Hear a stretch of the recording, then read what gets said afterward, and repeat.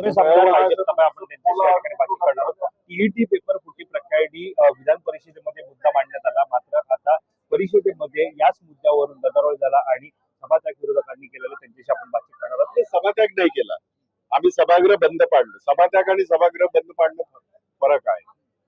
टीईटीचे paper फुटतात आणि ते पुण्यातूनच फुटतात आणि पुण्यातूनच हे सगळे पाप होतात आहेत.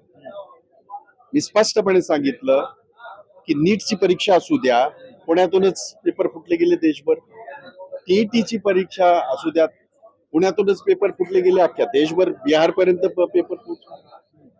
आम्ही त्या टीईटी पेपरचा QR कोड आणि पासवर्ड सुद्धा मिळवलं आणि ते आम्ही दाखवलं की हे त्याचे पासवर्ड आहेत, हे पाप यांनी केलेलं आहे, हे यांनी गुन्हे केलेले आहेत.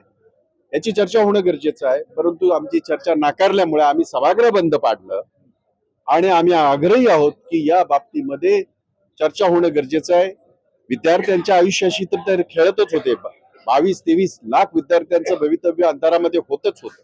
आता शिक्षकांचं सुद्धा 6 लाख शिक्षकांचं जर तुम्ही पेपरचं जर सांभाळू शकत नाही, 13 कोटी जनतेच्या गोष्टी करता. आणि म्हणून सरकार पूर्णतः याच्यामध्ये विफल झालेलं आहे. पूर्णतः याच्यामध्ये त्यांचे अधिकारी गुंतलेले आहेत. हे मी म्हणत नाही, हे कोर्टाने सांगितलेलं आहे की याचा संचालक जो आहे, बेडसे नावाचा अधिकारी आहे, अधिकारी आहे, त्याला त्या जागेवरून हलवा असा कोर्टाचा आदेश असताना सुद्धा तो अजून तिथेच आहे. म्हणजे ही मिलीभगत सरकार का पाठीशी घालते या सगळ्या गोष्टी? का विद्यार्थ्यांच्या आयुष्याशी खेळता, शिक्षकांच्या आयुष्याशी खेळता? कुणासाठी सरकार चालवत आहे? नक्की कोणासाठी सरकार चालवत आहे?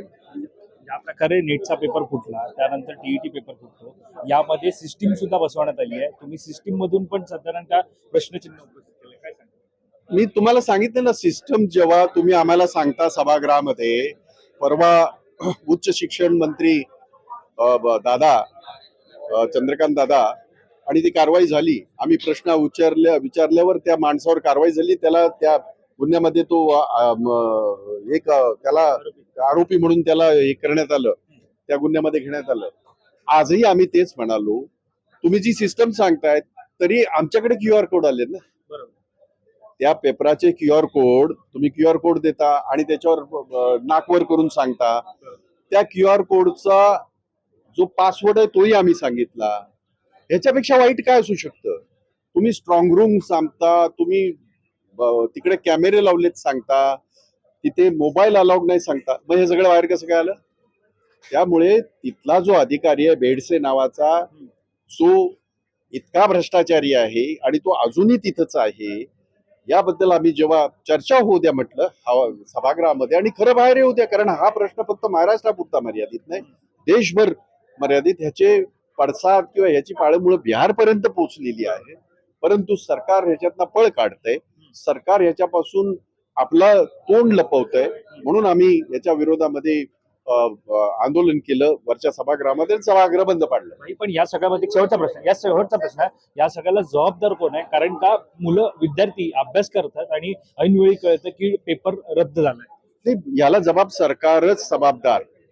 सरकारचं दायित्व आहे, सरकारचं काम आहे की ह्या असल्या गोष्टी घडू नयेत. आणि तुमच्या नाकाखाली हे सगळे अधिकारी करतात आहेत. या सरकारला जरा जरी लाज असेल तर त्यांनी या अधिकाऱ्याला तात्काळ तिथून बडतर्फ करायला पाहिजे आणि शिक्षण मंत्र्यांनी राजीनामा द्यायला पाहिजे. Camera person Awadhesh Patil, Mumbai.